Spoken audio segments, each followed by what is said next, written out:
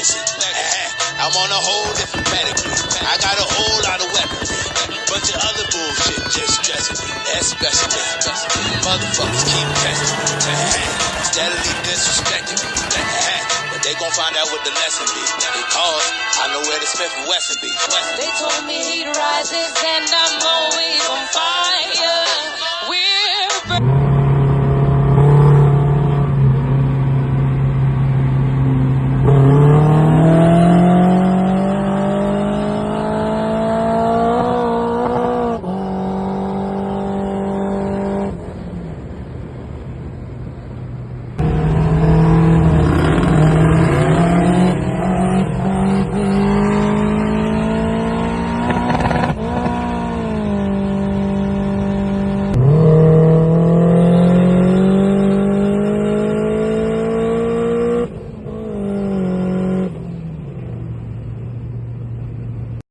Figured I'd give a little toss and then throw back to my F20B car Debo.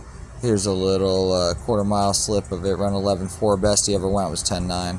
And I street race featured it on their Instagram. There's a post from that. A little picture at the gas station. And then here's a little 5-mile-an-hour roll-on.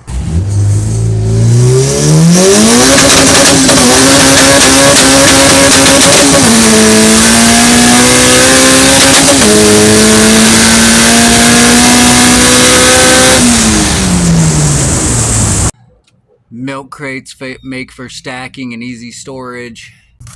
I usually take out the frames in here and put the drill bits I use the most in here. The one that I like to grab and run off with. Cigar box. Has all my taps, thermal gun, blind rivets, drill bits for my taps, set of bits for the drill in case I need it for like Phillips Allen head, stuff like that. Bunch of different taps, punch, tap tool. Keep acetone on hand, riv nuts. This is like an old first aid case. I keep a Velcro sanding block, bunch of sandpaper sheets, electrical test box. These are for jumpers for my breadboard and a power supply that'll probably be removed. And I don't know, the breadboard stuff I don't use much. Crush rings, crush washers, O-rings. Then you've got like your assorted stuff that really does need to be broken down or overflow. All right, and then you got cotter pins and deburr bits.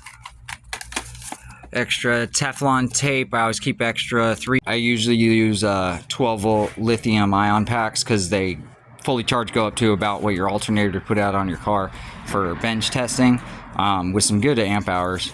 But we use them for running the fog lights on the go-peds and the go-karts. We use them for, bench testing stuff, and then we use them for like actuating stuff on the bench, whatever. But these packs are swollen. I'm going to toss them. We're going to have to get something else. Probably go to just using the power probe and one of these batteries. Use the power probe as the circuited off and on, and then that way I don't have to run one of these to a fuse and that. So main things we use are 3-inch V-band. We're always cutting the flanges off the turbo and putting them on, or having to do a downpipe. So having extra V-bands or buying them in bulk when you get deals is a good idea. When we need one, I buy 2. If we have clients buying 2 or 3, I'll buy like a 6-pack or a 8-pack. Usually just depends. And then when we're doing manifold prototyping, this and that, it's a pretty regular occurrence around here. You're going to see random flanges and runner sets. Right now it's a lot of cast OE, rework, or cast eBay, knockoff Pro Series stuff in use, but you will start seeing like the dual injector billet flanges and some other stuff from a few different companies. We are working on our own fuel rail, and that's easy, but a marketable fuel rail that'll bolt on for the OE applications is kind of what I'm after. We'll see. I'd like it to dual bolt pattern for the K and the H, and then utilize the upper diameter for the K, so you can just use them in your H manifold too, and then everything will just be the same. We'll see. So if you're fabricating, you can always add some bigger paddles to your vise. Get a cheap vise. I use that vise a lot for like drilling and holding down tubes and stuff while I'm welding. But if you find an old piece of like rubber mat, cut a couple strips off, make yourself some soft vice jaws. You can buy vice jaws, magnetic, that on eBay. But when I'm going to clamp down stuff I really don't want to mess up, I use a couple of these rubber pads and they come in handy. Some of the best wiring tools aren't too expensive. These auto strippers are some of my favorites. I've had these ones from like AutoZone for a while. Cheap set of flush cuts, smaller pair and bigger pair from like Harbor Freight. It's good. They got lifetime warranty. Good to go.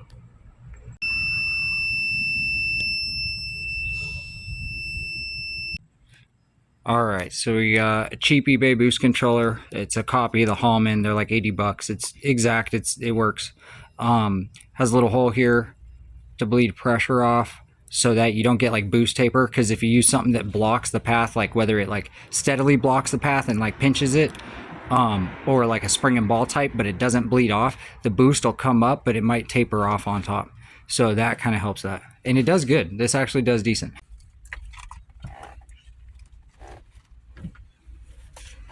Update for Jonah's car.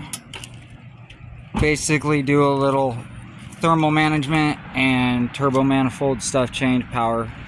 So bring this thing to its final form. He's done a really good job with the car. We're just talking about basically how to finish it up right now. A little thermal management and then new turbo stuff.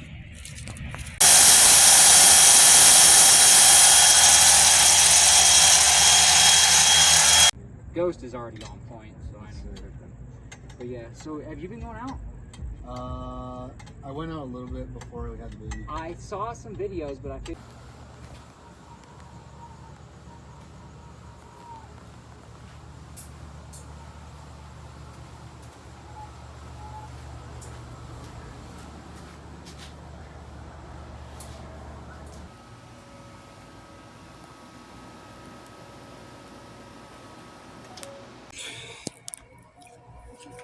Alright, so new Mac valve came in, Teflon the fittings.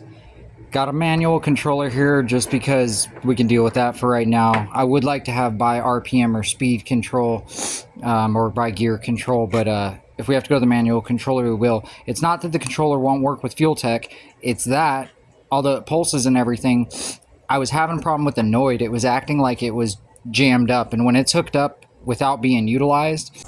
So come to find out, we're either going to have to make the wastegate in better priority or add a second. If I touch the source line at all, restrict it from 6mm smaller like a hose, it overboosts. So we can put the manual controller in line for now, but that is a proprietary problem to this setup. RSX base action for a little VTech troubleshooting, a little VTech code. Already checked the Noid and for buildup in there, the owner did. So we're going to do a little resistance checking. I'm going to try a few other things. I will let you guys know what I come up with. This sadly may be something that we don't solve tonight. We'll get into further. If I check oil pressure and it needs a pump, that could be a thing. I haven't seen a ton of K-Series that actually have a worn out pump. Man down.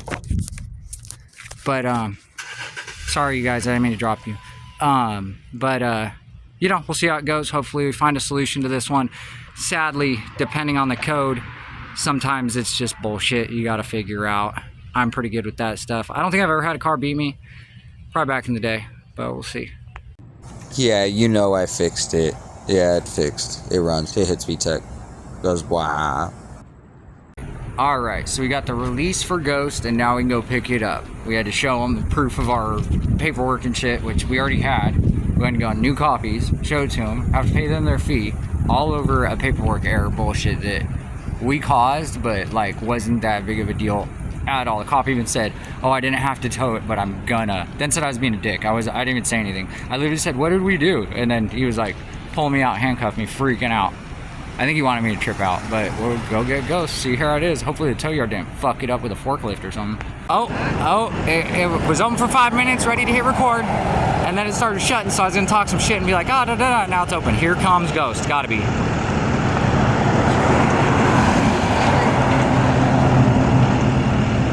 Oh, Ghost looks good. Ghost is fine. Fuck yeah. Hell yeah.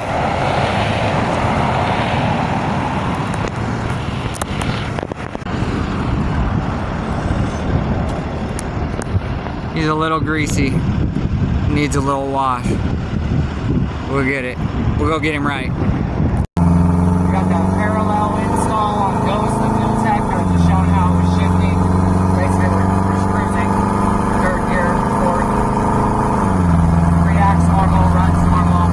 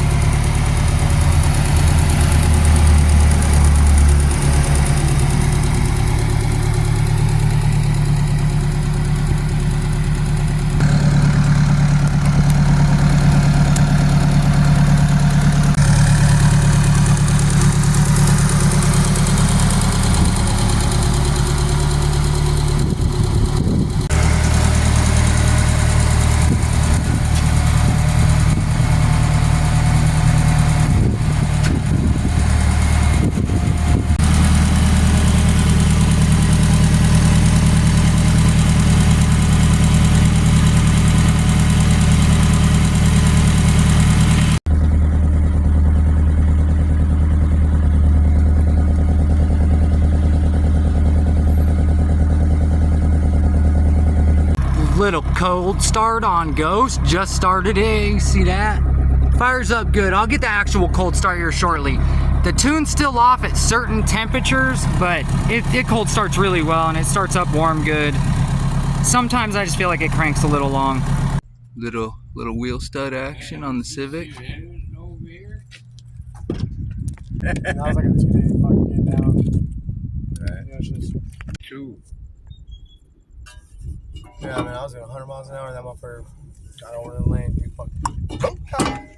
Really? Yeah. So, little trick. This is the Homies EM2 Daily. You can see it's seen better days. We got to throw a wheel stud in it. There's no divot on the back of the hub to get the bolt through. So we're gonna clearance wherever the fuck the stud's at. I'm gonna clearance a little bit of the stud, but I'm gonna clearance the hub back here with the grinder. Harley's grabbing me the gloves and shit right now. And then we can just pull the stud through. I'm just helping the homie. I'm making some money, but you know, helping the homie. Yeah.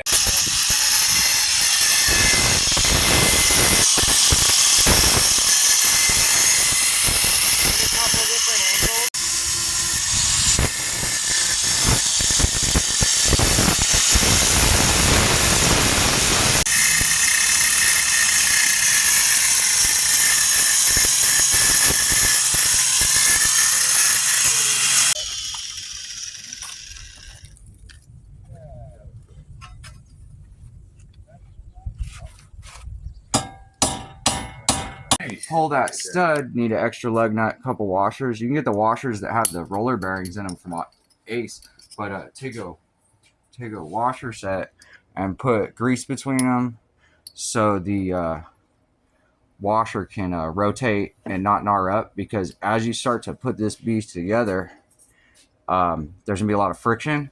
We're just pulling one stud. If I'm pulling multiple studs, I usually go through a couple lug nuts and a couple different washers. But you don't want to stretch the stud or gnar anything up or beat anything up, basically. Like you wanted to go. All right, first cold start of the day.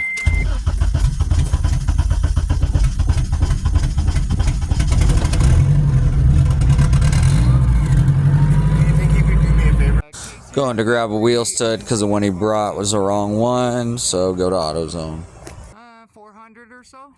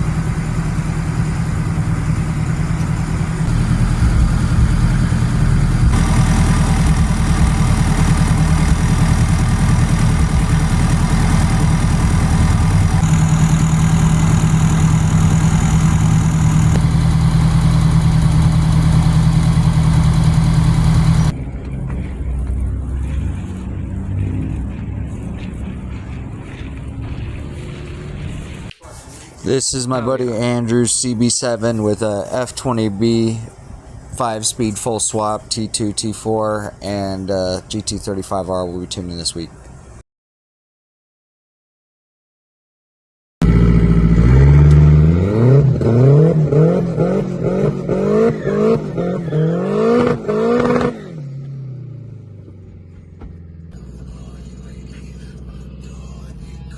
So we were driving down the road in a EcoBoost F-150 with intake and tune rolled up, and hit it and started coming up on us, so I hit it